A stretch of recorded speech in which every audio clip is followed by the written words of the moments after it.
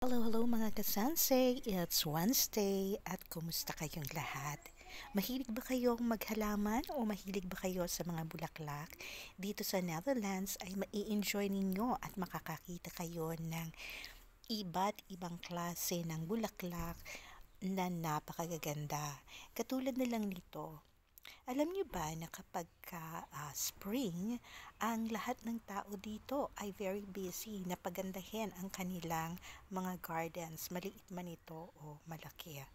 Maraming mga hobbies ang mahilig dito sa mga bulaklak at katulad namin, ito yung isa sa mga bulaklak na paborito namin na bilhin kapag spring dahil tuloy-tuloy lang ang bulaklak nito. So, meron kami kanyang kulay at dito naman sa kabila ng aming pinto ay meron din kami na isa pang klase ng kulay.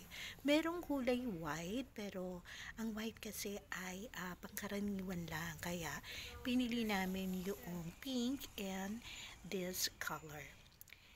Alam niyo ba yung bulaklak na kung tawagin ay begonia? Ang begonia ay may iba't ibang klase. At ito yung paborito ng aking partner na begonia. So, ball type itong begonia na to at merong napakakapal na petals. So, ito yung kanyang napili. Samantalang mamaya ipapakita ko naman yung isang klase pa ng begonia or hanging begonia. So, ito yung isa sa pinakamagandang klase ng begonia na pwedeng itanim sa labas ng bahay. Meron naman ding indoor begonia. So, ito yung mga napili niyang mga kulay.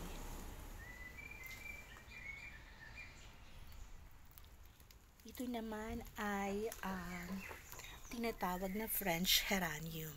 Merong isa pang klase ng geranium or geranium sa English na ibang klase naman yung petals niya. Ito kasi ay medyo makapal yung petals at yung isang klase ng geranium or geranium ay kung nakakita na kayo ng mga movies or picture ng places sa Switzerland or sa Germany. Yun yung pangkaraniwan na itinatanim nila sa kanilang mga terrace or balcony. So, ayan naman klaseng ito ay tinatawag na French geranium.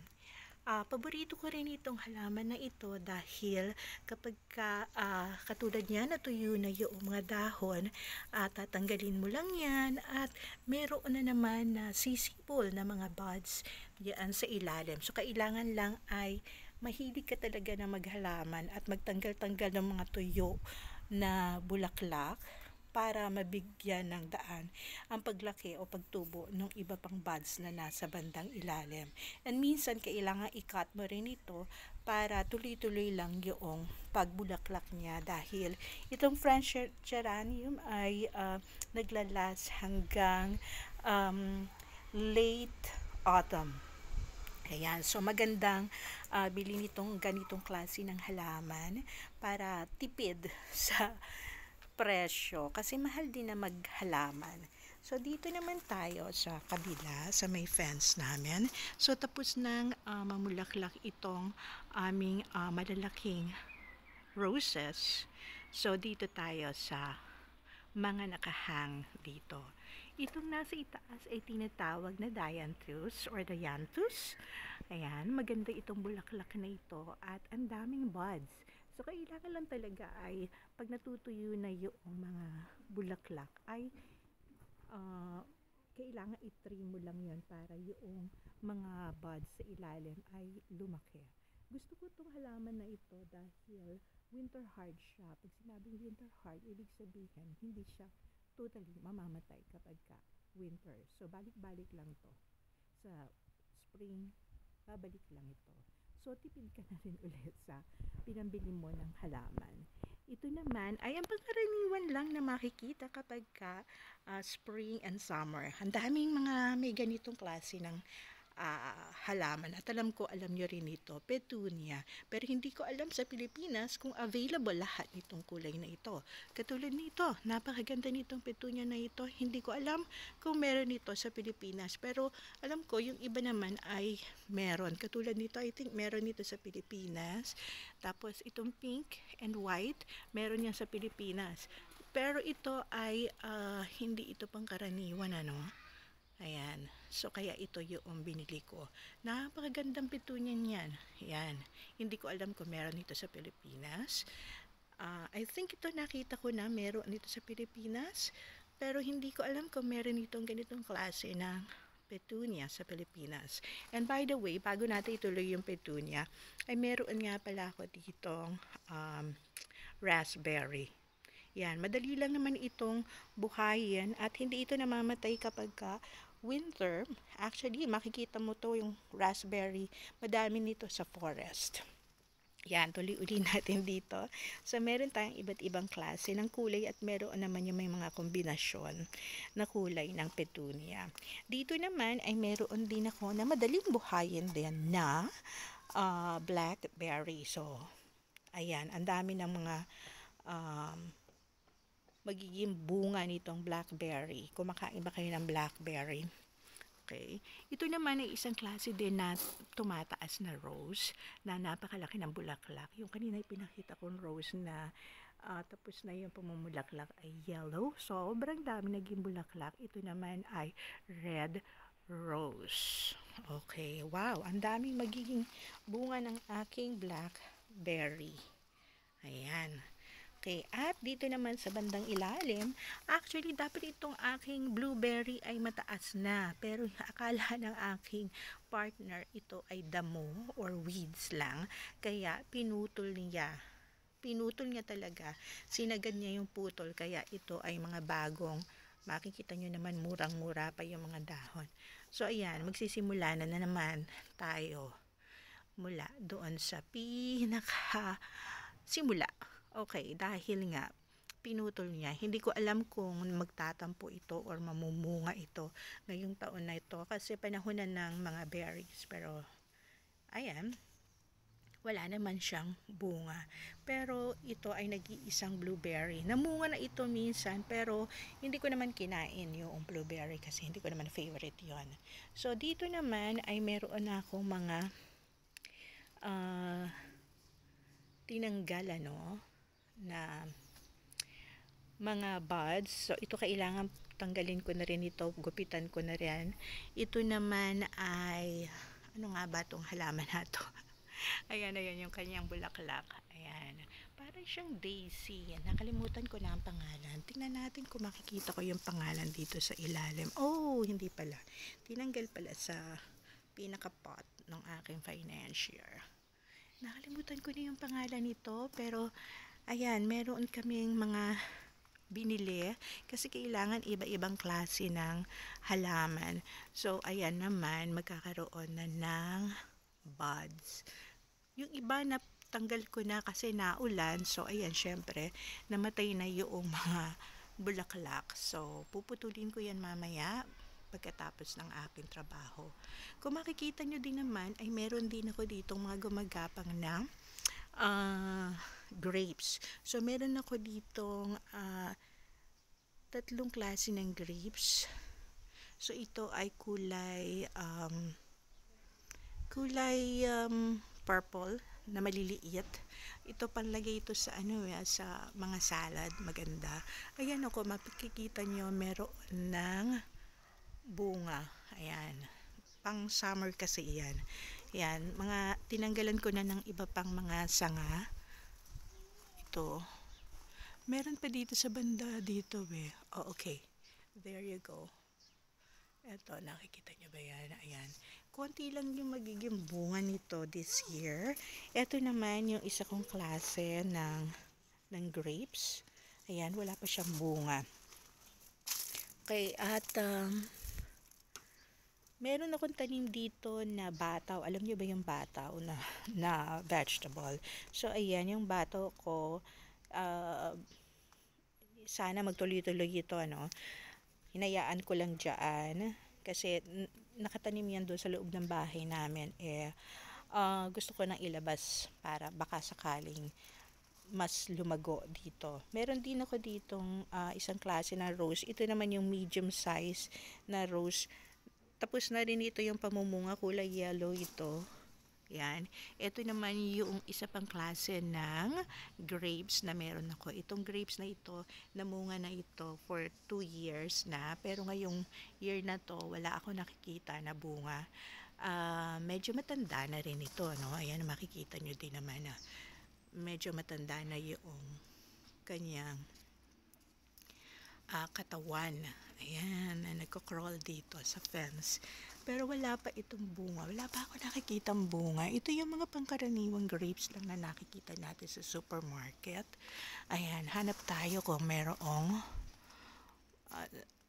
okay.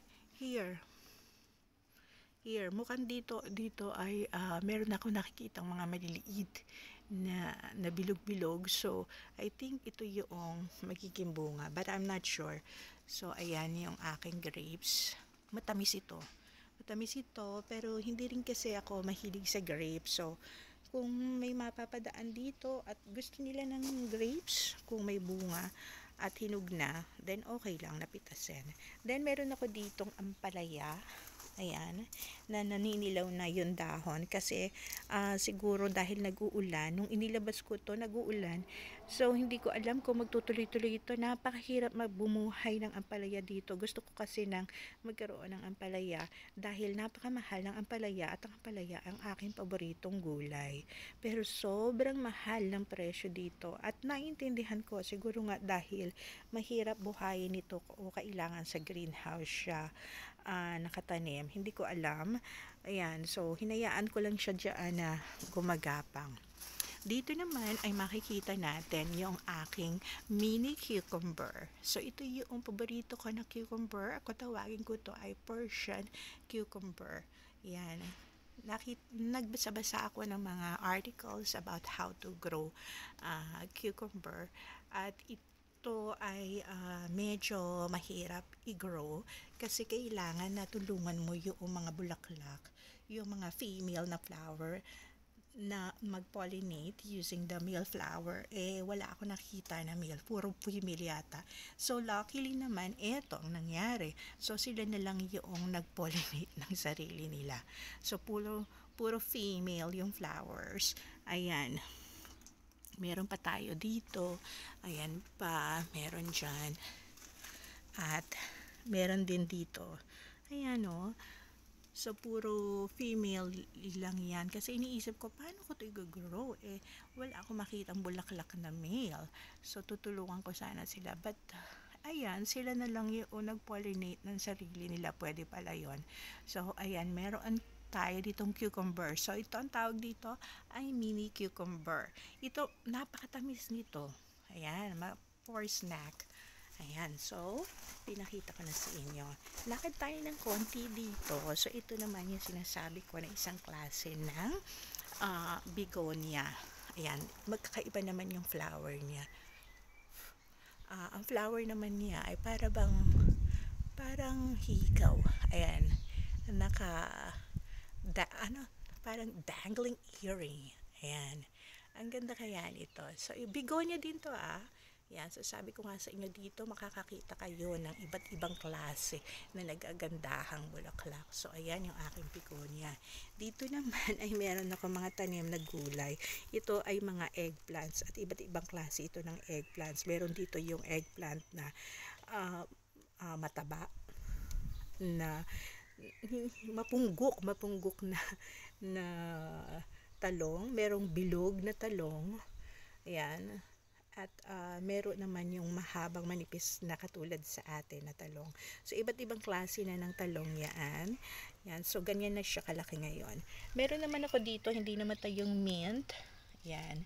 Meron ako ditong mint. So, buhay pa siya.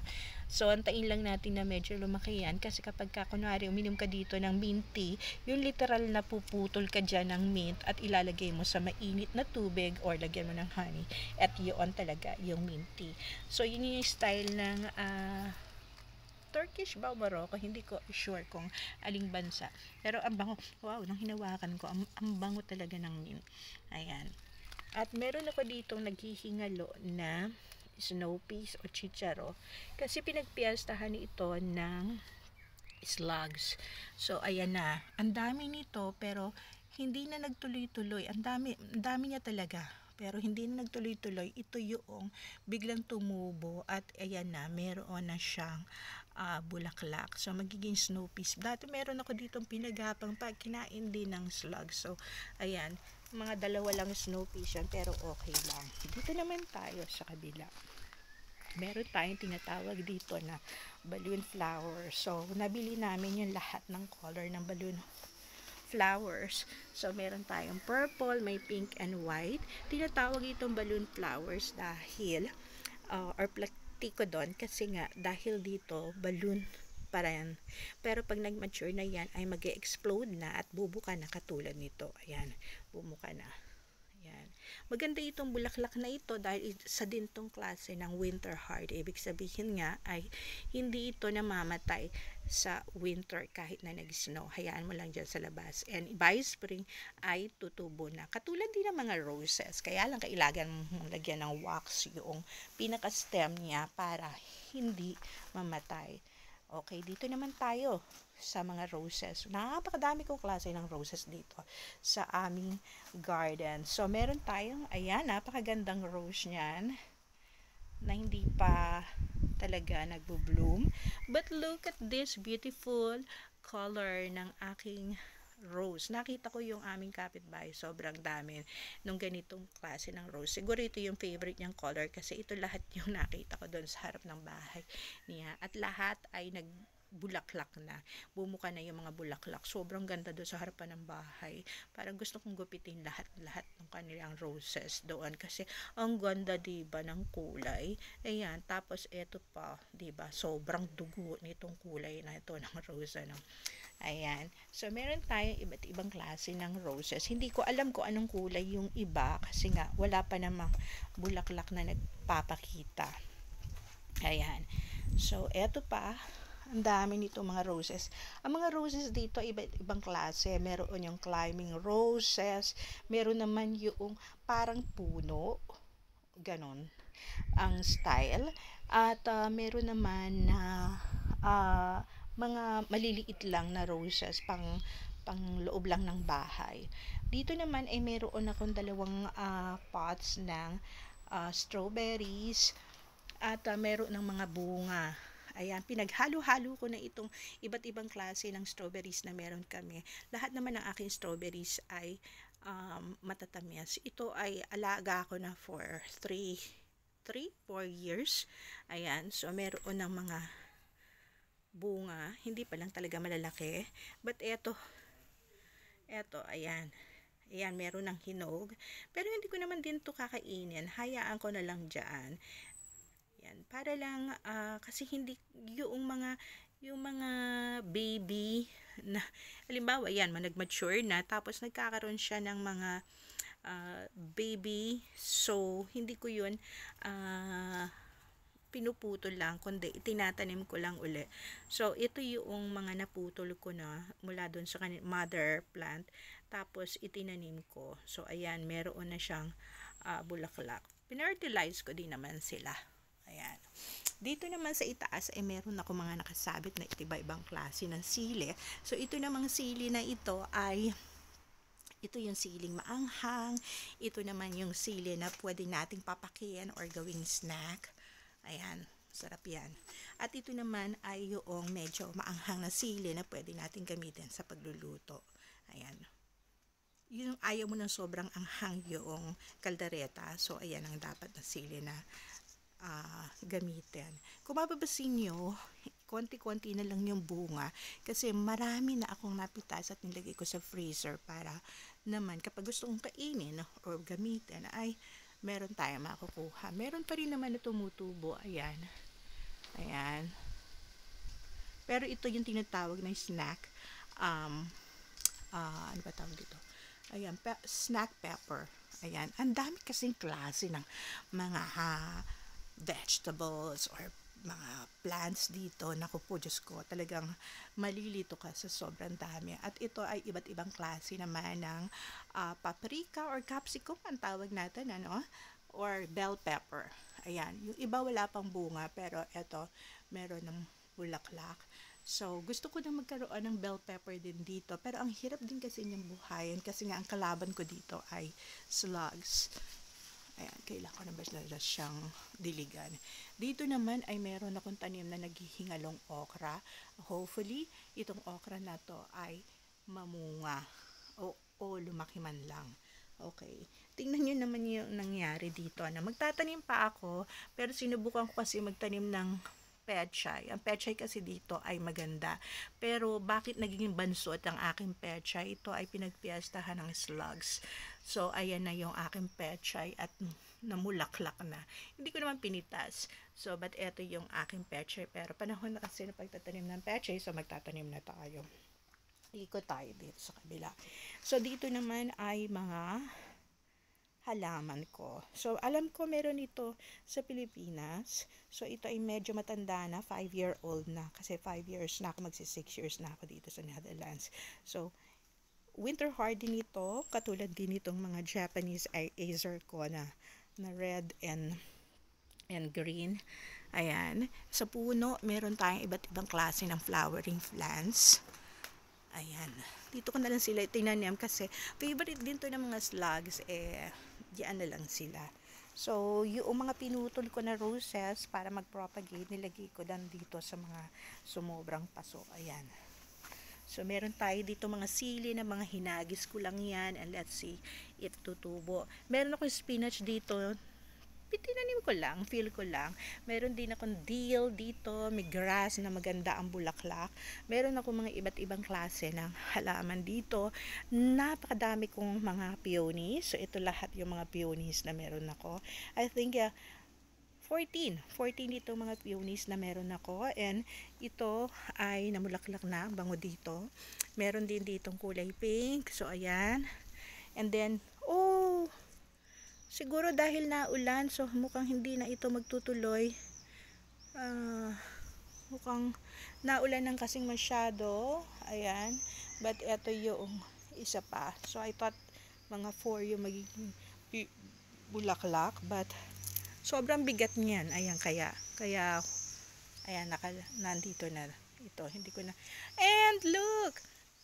Ito pa yung isang klase ng kulay. Meron pala ako white. Oh my God. So, lagay natin dito para hindi ko napansin. Meron pala akong white. Yan. So, doon na lang siya.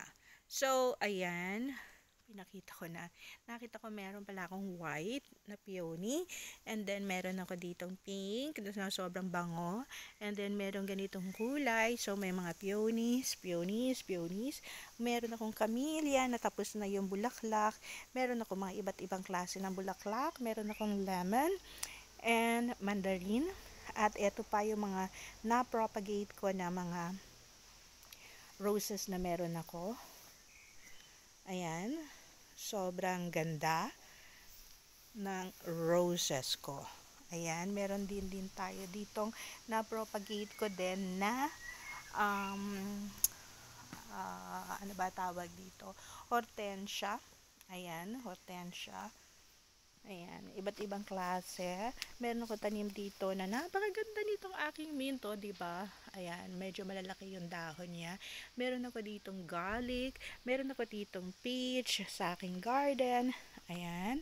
Meron din tayo ditong rosemary. Meron din tayong gladiola dito.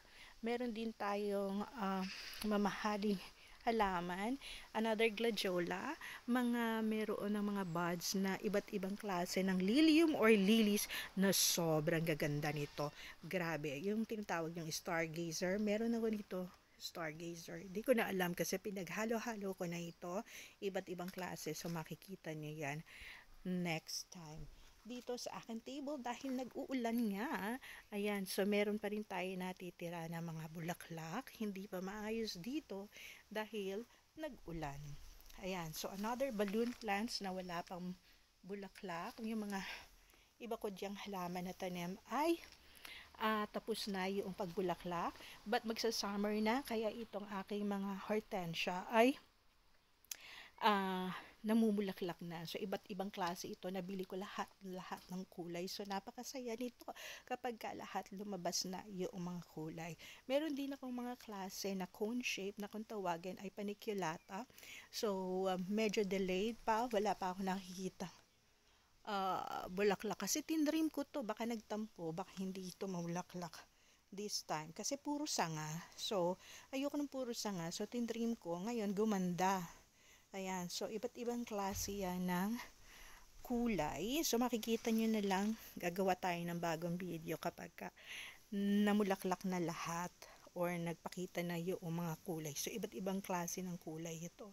And then dito naman ay meron tayo mga mamahaling na halaman na nakalagay dyan. Hindi ko pa naaayos kasi nga nag-uulan. Meron akong tanim dito na sitaw na pinagpepiestahan ng slugs. Ayan pa, ito dito naman nagtanim uli ako ng snow peas dahil sabi ko ilipat ko kaya. Dito ko naman siya sa likod inilagay, pero tingnan nyo, kinain talaga yan. No? Makikita nyo yung mga marka ng laway ng snail or ng slugs rather. At kinain niya, talagang inubos niya yung mga dahon sa baba. Pero makikita niyo na surviving pa naman. Ayan, mas madami ditong makikita na magiging bunga kasi ang daming bulaklak dito. Ayan, sana hindi talaga maubos. Ayan, maubos ng slugs.